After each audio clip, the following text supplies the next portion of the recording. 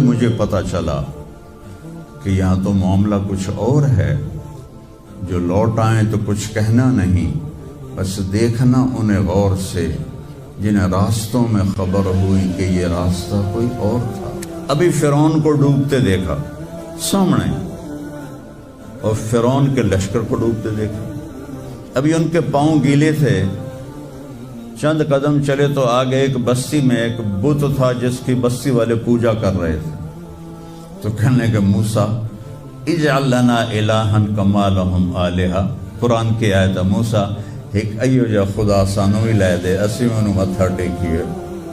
اور مولوی روم، مولانا روم نہیں بن سکتے جب تک شمس تبریز جیسی شخصیت کی صحبت حاصل نہ ہو۔ میں نے کہا ان عتیدی، مجھے اس کی صورت بتا، وہ کیسا تھا؟ مجھے لگتا ہے یہ وہ قریشی ہے جس کی خبر مشہور ہو گئی ہے کہ وہ مکہ چھوڑ کے مدینے جا رہا ہے۔ اب وہ بولی، میں نے ایک شخص دیکھا، مجھے یوں لگا جیسے 14ویں کا چاند ہی کپڑے پہن کے زمین پہ آ گیا، ایسا دیکھ۔ الحمدللہ الذی بعث فی الامیین رسولا منہم یتلو علیہم آیاتہ ویزکیہم۔ عزیز طلبہ و طالبات، آپ بہت کچھ یہاں پڑھ رہے ہیں، اور ساری نسل ہماری یونیورسٹیز میں پڑھ رہی ہے۔ چند ایک ایسے سوال ہیں جن کا جواب دنیا کی کسی یونیورسٹی کے پاس کوئی نہیں، اور بڑے سے بڑے اسکالر بھی اپنے علم سے اس کا جواب دینے میں بالکل انگوٹھا چھاپ ہیں کہ اس کائنات کو کس نے بنایا ہے۔ اس سوال کا جواب دنیا کے کسی علم میں نہیں ہے۔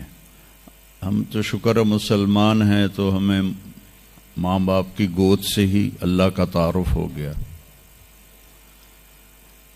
بہت پرانی بات ہے، ایک چیکوسلواکین یہاں ملا تھا، رائمنڈ میں آیا ہوا تھا، تو میں نے اس سے پوچھا کہ اس کائنات کا بنانے والا کون ہے، کوئی پتہ ہے؟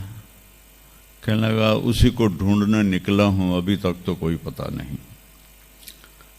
پھر دوسرا سوال ہے کہ اس نے یہ کائنات بنائی کیوں ہے، وہ ہے کون؟ پھر اس نے یہ کائنات بنائی کیوں ہے، اس کا جواب بھی آپ کے پاس کوئی نہیں، کسی کے پاس بھی کوئی نہیں۔ پھر تیسرا سوال ہے میں کیوں پیدا ہوا؟ میں نے کوئی اپلیکیشن دی تھی؟ ان بچیوں نے کوئی درخواست دی تھی کہ ہم نے لڑکی پیدا ہونا ہے؟ یا ان بچوں نے کوئی درخواست دی تھی کہ ہم نے لڑکا پیدا ہونا ہے؟ یہ عورت بن رہی ہے، یہ مرد بن رہا ہے، یہ دیہاتی ہے، یہ شہری ہے، اور 7 ارب انسان ہیں، سب کی شکلیں مختلف ہیں، آنکھوں کا رنگ مختلف ہے، انگلیوں کے پوروں پر چھپا ہوا پرنٹ مختلف ہے۔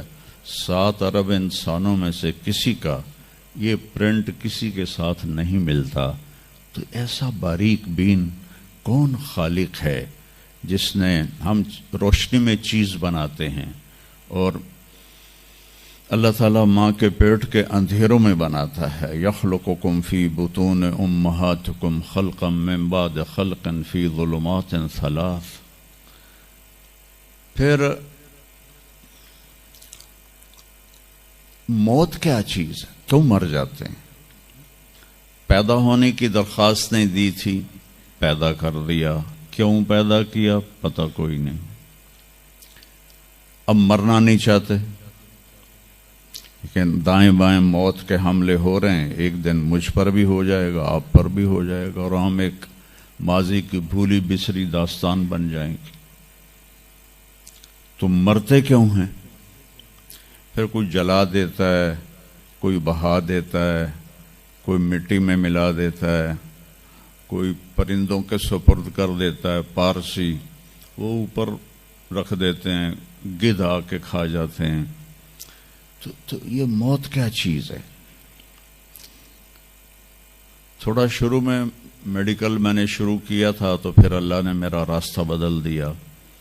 تو موت کیا چیز ہے، میڈیکل سائنس میں اس کے 200 جواب ہیں، 200، اور ایک بھی صحیح نہیں، سارے غلط، کیونکہ وہ انسانی عقل سے ہیں تو نہیں پہنچ سکتے.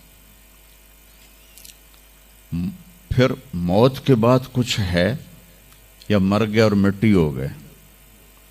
یہ چند سوال میں نے آپ کے سامنے رکھے ہیں، اور پوری دنیا کے انسانوں کو چیلنج ہے کہ اپنے علم سے جواب دو. کسی کے پاس اس کا جواب کوئی. نیوٹن نے یہ کہا تھا کہ اس کائنات کو 4 فورسز چلا رہی ہیں. عبدالسلام نے، پاکستانی سائنسدان اور 2 امریکن سائنسدان، 1976 میں یہ ثابت کیا کہ اس کائنات کو 4 نہیں 3 طاقتیں چلا رہی ہیں. اسٹیفن ہاکنگ نے چند سال پہلے یہ ثابت کیا کہ اس کائنات کو ایک طاقت چلا رہی ہے. اس سے پوچھا گیا وہ اللہ ہے؟ کہنے لگا نہیں، وہ اللہ نہیں ہے. اس کے پاس وحی کا علم نہیں تھا، تو وہ اتنا ہی اندھا ہے جتنا ایک ان پڑھ اندھا ہے. تو اس سے پوچھا گیا کیوں؟ تو کہنے لگا پھر سائنس کی ترقی رک جائے گی اگر اللہ کو مان لیا جائے. تو یہ وہ سوال ہیں جن کو جواب ڈھونڈتے ڈھونڈتے عمر گزر جائے گی، آپ ڈھونڈ نہ پاؤ گے. اس لیے ایک بہت بڑا طبقہ ہے جو کہتا ہے اللہ ہے ہی کوئی نہیں، یہ سب کچھ آپ پہ ہی بن گیا ہے، اپنے آپ ہی بن گیا. عبد الخالق صاحب نے تو کچھ بھی نہیں کیا، مستریوں نے بھی کچھ نہیں کیا، یہ ہال اپنے آپ ہی کھڑا ہو گیا اور کرسیاں بھی اپنے آپ بچھ گئیں. ایسی بے وقوفوں والی سوچ بھی بلا کوئی قابل تعریف ہے کہ علامہ اقبال نے فرمایا تھا ہیچ چیزیں خود بخود چیزیں نشد، ہیچ آہن خنجر تیغ نشد، ہیچ حلوائی نشد استاذ کار، تا غلام میں شکر ریز نشد، مولوی ہرگز نشد مولا روم، تا غلام میں شمس تبریز نشد. اسی دہریت کو، ایتھیسٹ کو یہ ایڈریس کیا ہے کہ کوئی چیز خود بخود نہیں بنتی. کبھی دیکھا ہے کہ ہیچ آہن خنجر تیغ نشد، لوہے کا ٹکڑا پڑا ہو اور 1000 سال کے بعد وہ اچانک تلوار میں تبدیل ہو گیا ہو، چھری میں تبدیل ہو گیا ہو، خنجر میں تبدیل ہو گیا ہو؟ کبھی دیکھا ہے؟ نہیں ہوتا ایسے. کوئی حلوائی اس وقت تک مٹھائی بنا نہیں سکتا جب تک کسی استاد کے پاس بیٹھ کر لڈو کو گول کرنا نہ سیکھے، اور مولوی روم، مولانا روم نہیں بن سکتے جب تک شمس تبریز جیسی شخصیت کی صحبت حاصل نہ ہو. میں دونوں کے مزار پہ گیا ہوں، ترکی میں اونیا میں دونوں حضرات دفن ہیں، پیر بھی مرید بھی. مولانا روم کو آج شاید کوئی دھرتی پہ جانتا بھی نہ، اور میں اس یونیورسٹی میں ان کا نام بھی نہ لیتا. وہ ایک فلسفی عالم تھے اور منطقی عالم تھے. وہ دور تھا فلسفہ اور منطق کا. مسلمانوں نے قرآن و حدیث کا علم بہت پس پشت کر دیا تھا، اور جو فلسفہ اور منطق کے عالم ہوتے تھے وہ بادشاہوں کے دربار میں بڑی جگہ پاتے تھے. تو ان کے سامنے کتابوں کا ڈھیر تھا ان کے ساتھ، اور ادھر طالب علم بیٹھے تھے، انہیں وہ پڑھا رہے تھے، اور یہ کتابیں کلمی نسخے تھے ہاتھ سے لکھے ہوئے. تو شمس تبریز رحمہ اللہ مسجد میں داخل ہوئے ننگے پاؤں، اور سفر کے آثار پگڑی پر بھی، کپڑے پر بھی. تو وہ بڑی سادگی سے پوچھتے ہیں کہ مولانا این چیست، یہ کیا ہے؟ وہ کتابوں کا ڈھیر۔ تو میں اس کو یوں دیکھا تو کہے تو ان پڑھ جائے چٹا انہوں میں کی جواب دے وہاں۔ کہنے لگے این است کہ تو نمی دانی، میرے پیارے یہ وہ ہے جو تو نہیں جانتا۔ تو ایک دم آگے بڑھے، کتابوں کو یوں دھکا دیا، ساتھ ہی تالاب تھا، ساری کتابیں تالاب میں چلی گئیں۔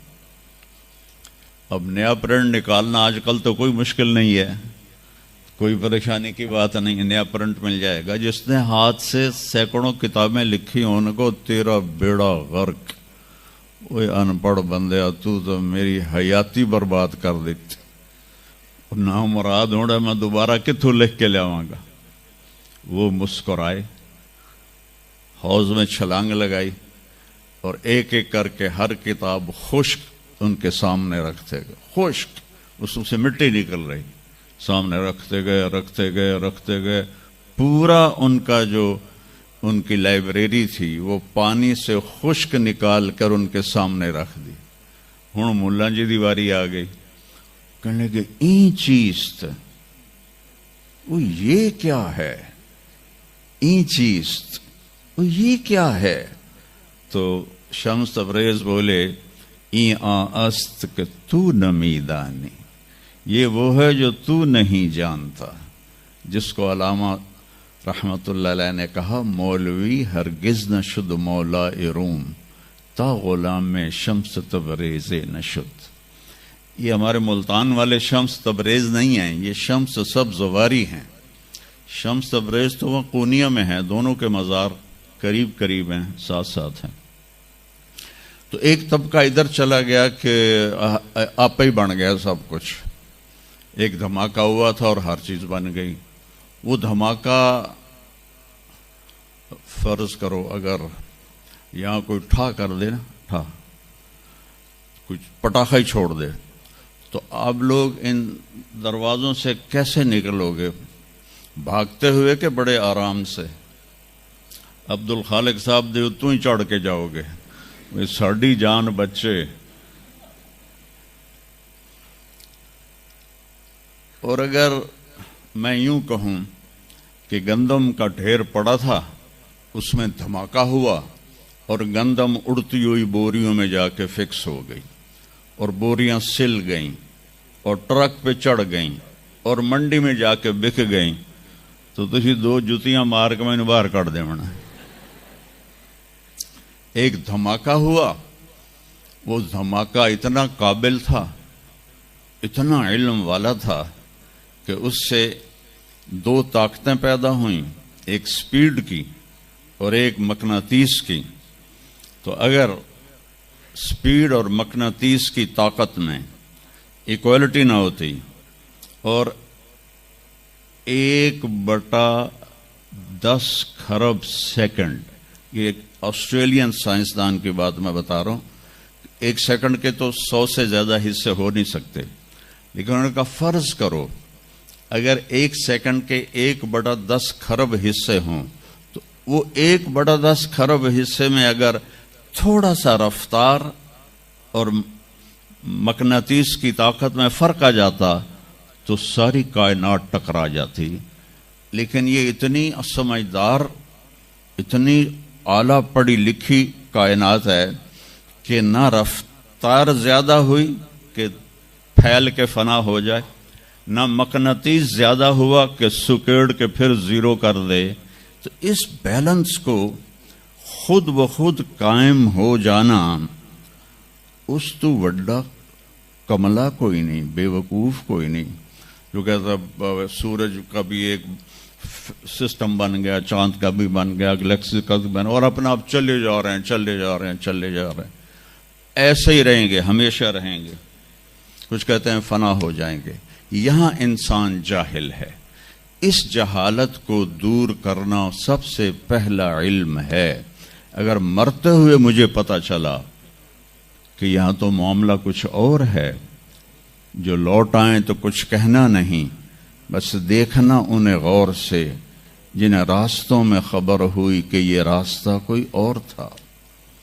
چلتے چلتے پتہ چلا کہ ہم تو کہاں پہنچ گئے، تو اس وقت تو پھر رب ارجعون کے نعرے قرآن کہہ رہا ہے، کہیں گے رب ارجعون، یا اللہ واپس کر دے، لعلی اعمل صالحا، میں بڑے اچھے کام کروں گا. اللہ نے کہا کلا، اب نہیں ہو سکتا ہے. تو نبی جو آتا ہے 1,24,000 نبی یہ علم لے کر آتے ہیں اور وہ انسانوں کی اس جہالت کو دور کرتے ہیں.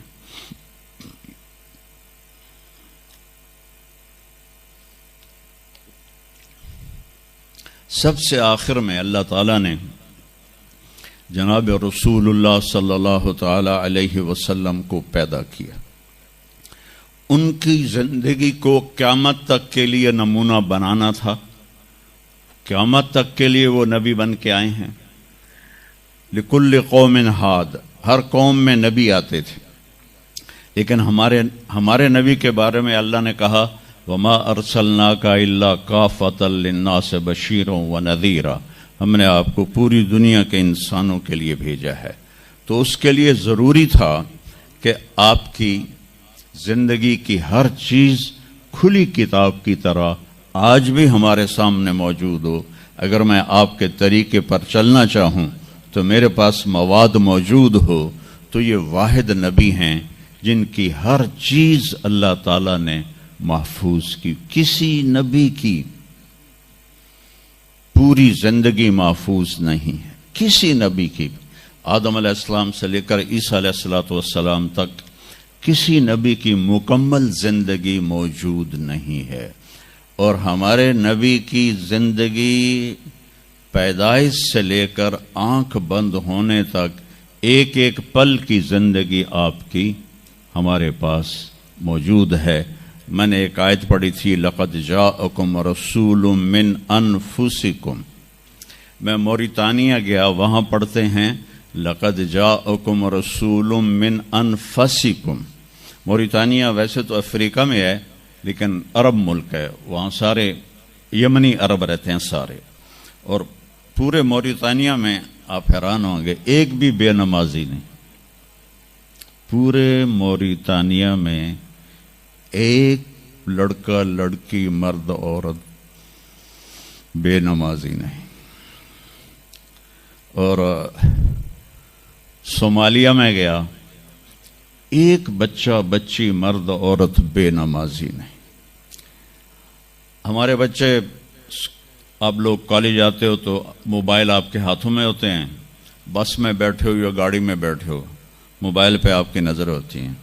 اور میں چونکہ 2 دفعہ گیا ہوں صومالیہ، 2 دفعہ، تو وہ بچے جب صبح جا رہے ہوتے ہیں اسکول تو ان کے ہاتھوں میں قرآن ہوتے ہیں اور وہ قرآن پڑھتے جا رہے ہوتے ہیں. کوئی میچ ہی نہیں ہے. ایسی خوبصورت زندگی ان کی.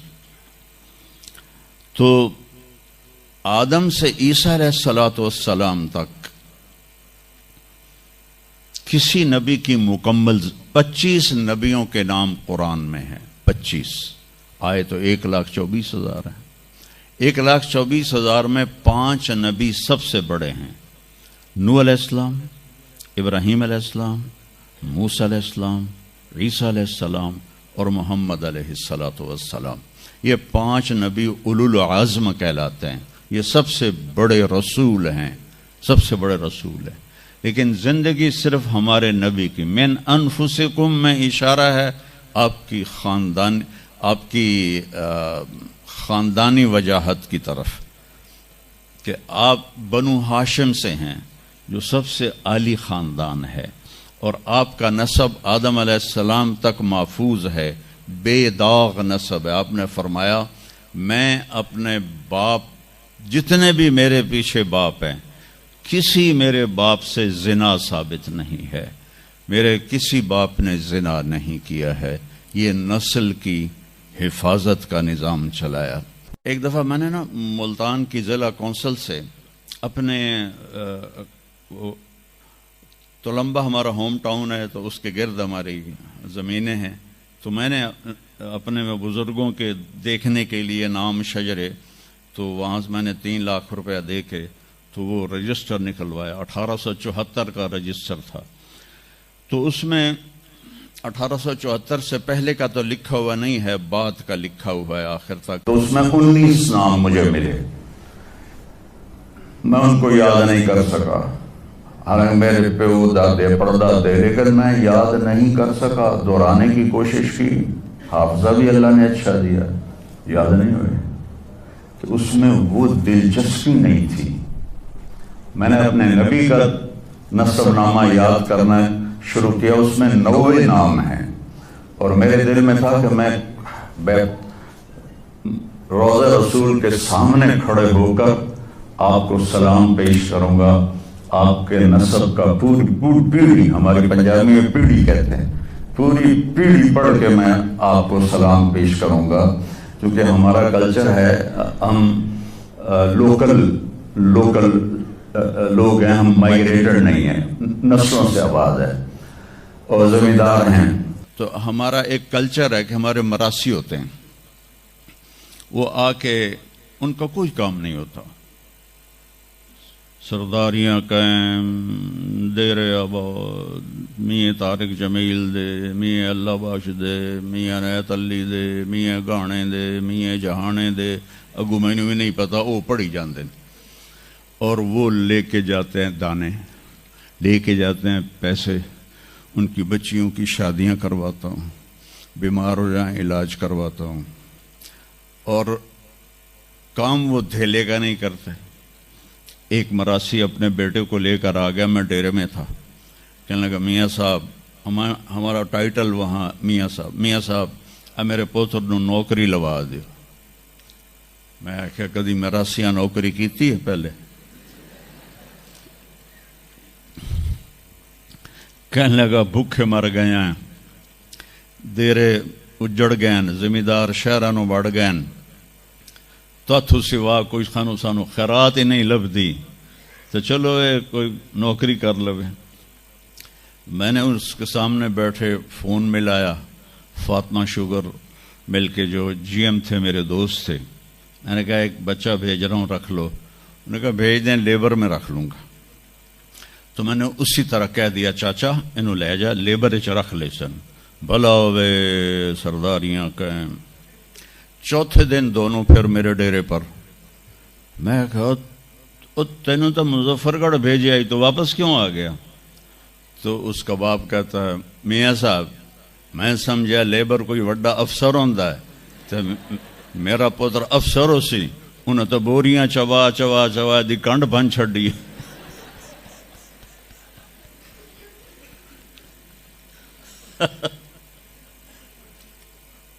میں نے کہا میں تو پہلے آکھی آئی، مراسی جڑے ہوندے نا صرف گلاں دی روٹی کھاندے۔ تو وہ یہ ثقافت میں نے دیکھی ہوئی ہے، اور آج بھی اس کو میں بھگت رہا ہوں، پال رہا ہوں۔ باقی سب زمینداروں نے ہاتھ کھڑے کر دیں، لیکن میں نے اس کو زندہ رکھا ہوا ہے کہ میں روزہ مبارک پر جا کر میں نے کہا یا رسول اللہ، ہمارے میراثی آتے ہیں، ہم بھی جھوٹے ہیں اور ہماری تعریف بھی جھوٹی ہوتی ہے، اور ہم خوش ہو کے ان کو دیتے ہیں۔ آپ سے سچا کائنات میں کوئی نہیں، آپ سے بڑا خاندان کوئی نہیں، تو میں آپ کا مراسی بن کے آج آپ کو میں آپ کی پیڑھی سناتا ہوں، میرا یہ سلام آپ قبول فرمائیں۔ میں نے کہا الصلاۃ والسلام علیک یا رسول اللہ بن عبداللہ بن عبد المطلب بن ہاشم بن عبد مناف بن قصی بن کلاب بن مرہ بن کعب بن لبی بن غالب بن فہر بن مالک بن نضر بن کنانہ بن خزیمہ بن مدرکہ بن الیاس بن مضر بن نزار بن معد بن عدنان بن اود بن حمیسہ بن سلامان بن عوس بن بوز بن قموال بن ابی بن عوام بن ناشد بن حزا بن بلداس بن یدلاف بن طابخ بن جاحم بن ناحش بن ماخی بن عیفی بن عبقر بن عبید بن الدعاء بن حمدان بن سنبر بن یثربی بن یحزن بن یلحن بن ارعوا بن عیذی بن زیشان بن عیسر بن اقناد بن ایہام بن مقصر بن ناحث بن زار بن سمی بن مزی بن عوض بن عرام بن قیدار بن اسماعیل بن ابراہیم بن آذر بن ناحور بن سروج بن رعو بن فائج بن عابر بن ارفخشاد بن سام بن نوح بن لامک بن متوشالے بن ادریس بن یرد بن ملحل ایل بن قینان بن آنوش بن شیس و بن آدم علیہ السلام. کہ سرداریاں قائم دیر آباد من انفسکم لقد جاءکم رسول من انفسکم. یہ واقعہ ہے صبح 10-11 بجے کا، تو آف سیزن تھا، اتنا رش نہیں تھا. تو عصر کے بعد میں نکلا نماز پڑھ کے، تو ایک لڑکا بھاگا بھاگا آیا، کہا جی آپ مولانا طارق جمیل ہیں؟ میں نے کہا جی. میں کہا تم مجھے پہچانتے ہو؟ کہا نہیں جی، آپ کے ساتھ لوگ تھے کافی، تو میں نے ایک آدمی سے پوچھا کہ یہ کون ہے، تو انہوں نے کہا یہ مولانا طارق جمیل. کہا جی میں ابھی عصر کی نماز میں پہلے آ گیا تھا. یہ عصر کے بعد مجھے وہ بات بتا رہا ہے. میں عصر کی نماز سے پہلے آ گیا تھا، پرانی مسجد میں جگہ مل گئی، بیٹھے بیٹھے مجھے نیند آ گئی، تو میں نے خواب میں اللہ کے نبی کو دیکھا، انہوں نے فرمایا کہ طارق جمیل کو بھی میرا سلام کہہ دو. تو وہ جو میرا پیڑھی پڑھ کے سلام عرض کرنا تھا وہ بارگاہ رسالت میں قبول ہوا. لقد جاءکم رسول من انفسکم. کہاں سے لاؤ گے ایسا رسول کہ جس کی زندگی کی ہر چیز محفوظ ہو. پھر افریقہ میں پڑھتے ہیں من انفسکم. انفس کہتے ہیں نفیس کو، کہ ایسا نفیس کوئی ہے. ایک بدو عورت تھی، جب آپ تشریف لے گئے نا ہجرت کر کے مدینہ، تو رابغ ایک جگہ آتی ہے، وہاں بھوک لگی، پیاس بھی. تو ایک خیمہ دیکھا، وہاں پہنچے تو ایک بڑھیا بیٹھی تھی، اس کا نام تھا ام معبد الخزاعیہ. تو آپ نے سوال کیا ماں جی ہم مسافر ہیں، کوئی کھانے کو ملے گا؟ تو نے کہا بیٹا قحط کا زمانہ ہے، کچھ بھی نہیں ہے. تو ایک بکری بیمار اور کمزور اور بن بیاہی کھڑی ہوئی تھی. تو آپ نے کہا اس بکری سے دودھ نکال لوں؟ تو اس نے ایسے بڑی حیرت سے دیکھا کہ یہ عرب ہو کے ایسی بات کر رہا ہے کہ اس بکری سے دودھ نکال لوں. تو وہ کہنے لگی یہ تو بن بیاہی ہے، اس کا تو ویسے بھی اس کے جسم پر بوٹی نہیں ہے، اس سے ایک قطرہ بھی کوئی نہیں. کہا ماں جی آپ اجازت دیں؟ کہا لگا ٹھیک ہے. تو وہ آپ کو غور سے دیکھنے لگی، چونکہ انہونی بات ہو رہی تھی. آپ نے اتنا بڑا وہ تھا برتن، وہ آپ نے لیا اور اس کے تھنوں کو یوں ہاتھ لگایا تو وہ چھلک کے مشکیزے کی طرح نیچے آ گئے، اور آپ نے دودھ نکالا اور وہ فل ہو گیا. آپ نے حضرت ابوبکر کو پلایا، عامر بن فہیرہ کو پلایا، عبداللہ بن اریقت جو آپ کے رہبر تھے، آخر میں آپ نے خود پیا. پھر دوبارہ نیچے بیٹھے اس کے، اور پھر نکال کے پورا وہ جگ بھر کے رکھ کے دے آئے. بکری کی عمر ہوتی ہے 7 سال.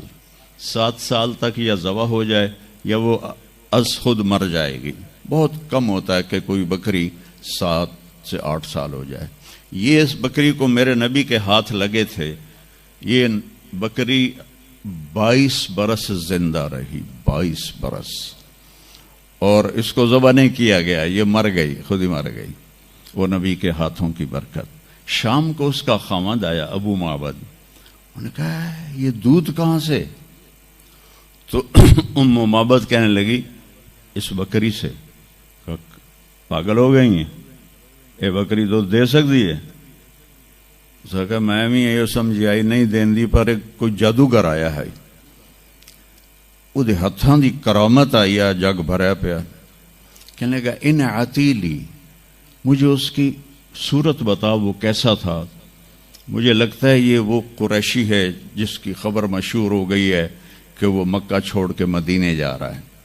تو اب وہ بولی، ترجمہ بعد میں کروں گا، اب الفاظ کا ردم اور اس میں جو موسیقی ہے اس کو آپ تھوڑا محسوس کیجئے گا. رأیت رجلا ظاہر الوضاء ابلج الوجه حسن الخلق لم تعبه ثجلة لم تزری به سعلہ وسیم قسیم فی عینیہ دعج فی اشفارہ وطف فی صوتہ سحل فی لحیتہ کثافہ فی عنقہ سطع اذا تکلم علاہ البہا واذا سکت علاہ الوقار من انفسکم. میں نے ایک شخص دیکھا، مجھے یوں لگا جیسے 14ویں کا چاند ہی کپڑے پہن کے زمین پہ آ گیا ہے. ایسا دیکھا، خوبصورت حسن اس کا غلام تھا. لم تعبہ ثجلا، پیٹ نہیں نکلا ہوا تھا. لم تزری بہ سعلہ، اور دبلا پتلا نہیں تھا کہ بے روب ہو جائے، اور پیٹ نہیں نکلا ہوا تھا کہ بدصورت ہو جائے. پیٹ کو بچا کے رکھا کرو، خاص طور پہ یہ جو پڑھانے والے ہیں نا، یہ پیٹ نکال کے پڑھا رہے ہوں تو بڑا برا لگے گا.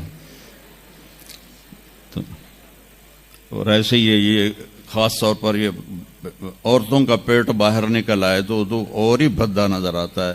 وہ کئی بیچارے ایسے ہوتے ہیں، آپ سجے پاسے ہوندے ہیں، پیٹ کھبے پاسے ہوندے. جب وہ ہنستے ہیں تو وہ ادھر سے آواز کم آتی ہے اور پیٹ سے زیادہ آتی ہے، در در در در در در در در در در کر رہے ہوتے.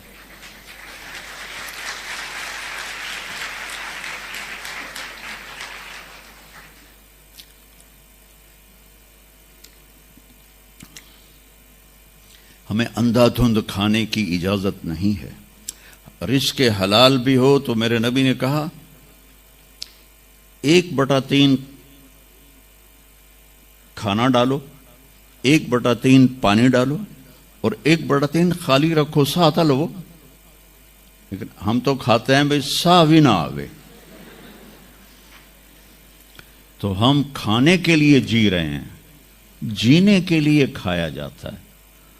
ہمیں کھانے کا ایک تو حلال حرام بتایا، شراب اور شربت کا فرق بتایا، زنا اور نکاح کا فرق بتایا. ہمارے کلچر میں بوائے فرینڈ گرل فرینڈ کوئی کلچر نہیں ہے. یہ حرام کلچر ہے اور یہ پورے معاشرے کو تباہ و برباد کر دینے والا کلچر ہے. اور جس قوم میں یہ فحاشی پھیل جاتی ہے وہ اللہ کے غضب کا شکار ہو جاتی ہے. تو آپ نے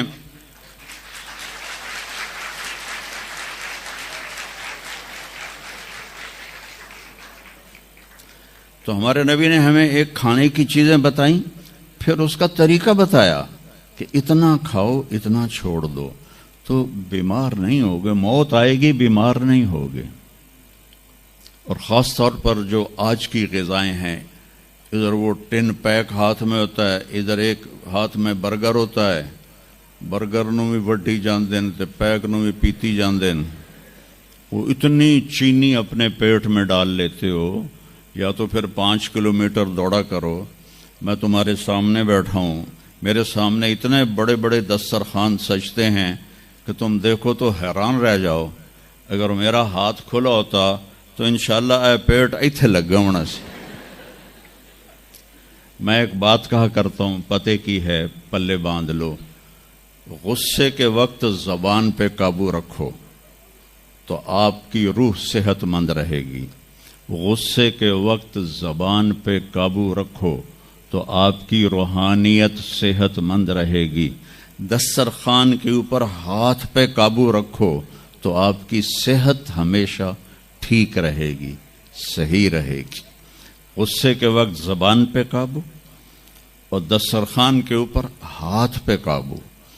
تو انشاءاللہ تقدیر کے فیصلے الگ ہیں لیکن آدمی بیمار نہیں ہوتا.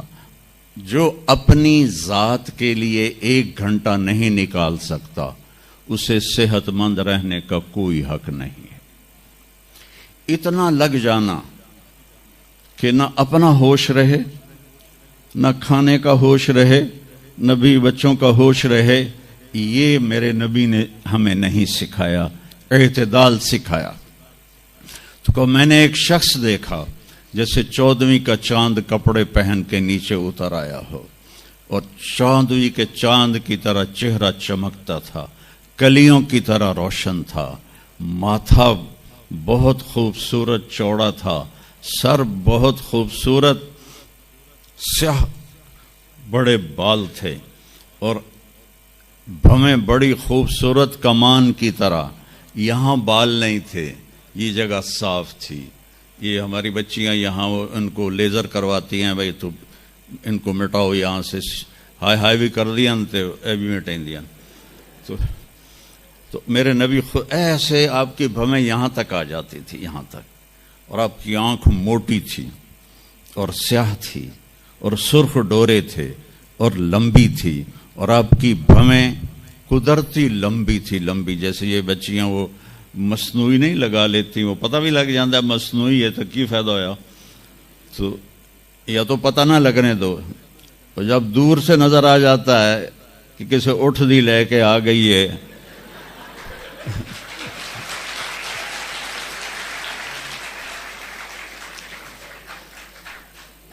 اونٹ کی بھویں بڑی موٹی ہوتی ہیں اور ڈبل ہوتی ہیں، ڈبل، تو اس لیے میں نے کہا جب کیسے اٹھ دی لے کے آ گئی ہیں، اور خوبصورت داڑھی تھی، لمبی گردن سراہی دار تھی۔ ایک اور حدیث ساتھ میں لا لوں، سواء البطن والصدر، سینہ اور پیٹ برابر تھا، بعید ما بین المنکبین، کندھے چوڑے تھے، عریض الصدر، سینہ بھی چوڑا تھا، طویل الزندین، ہاتھ لمبے تھے، سائل الاطراف، انگلیاں سیدھی تھیں، رحب الراحہ، ہتھیلی کشادہ تھی، دقیق المسربہ، یہاں بالوں کا ایک تار چلتا تھا اور ناف پہ آ کے ختم ہو جاتا تھا، خمسان الاخمسین، آپ کے پاؤں کی یہ جگہ کافی اوپر اٹھی ہوئی تھی، یہ جگہ یہ اسے پیدل چلنے میں آسانی ہوتی ہے، مسیح القدمین، آپ کے پاؤں اس طرح چمکتے تھے جیسے تیل لگا ہوا ہو، ینبو عنہم الماء، اس کے اوپر سے پانی پھسل جاتا تھا، اور اشنب، خوبصورت دانت، براق الثنایا، چمکدار دانت، جب آپ مسکراتے تھے تو آپ کے دانتوں کا نور دیوار پہ پڑتا نظر آتا تھا، سبحان اللہ، کیا جب آپ ایسے بیٹھے ہوتے تھے اور یوں دیکھا کرتے تھے، میری طرف دیکھو غور سے، ایسے کر کے نہیں دیکھتے تھے، چونکہ جب آپ ایسے آنکھ اٹھاتے تھے تو پھر سب روب کی وجہ سے سب کی آنکھیں جھک جاتی تھیں، کسی میں جرت نہیں ہوتی تھی کہ آپ کی آنکھوں میں آنکھیں ڈال کے بات کر سکے، اور اتنے عالی اخلاق تھے، آپ کی عادات تک محفوظ عادات۔ جب آپ حیران ہوتے تھے تو اپنے ہاتھ کو یوں یوں کرتے تھے، ایسے ایسے، جب آپ کسی کو بلاتے تھے تو ایسے کرتے تھے، یوں نہیں کرتے تھے، انگلی کا اشارہ نہیں کرتے تھے، ایسے کرتے تھے۔ آپ کو کوئی ادھر سے بلاتا یا رسول اللہ تو آپ یوں نہیں کرتے تھے،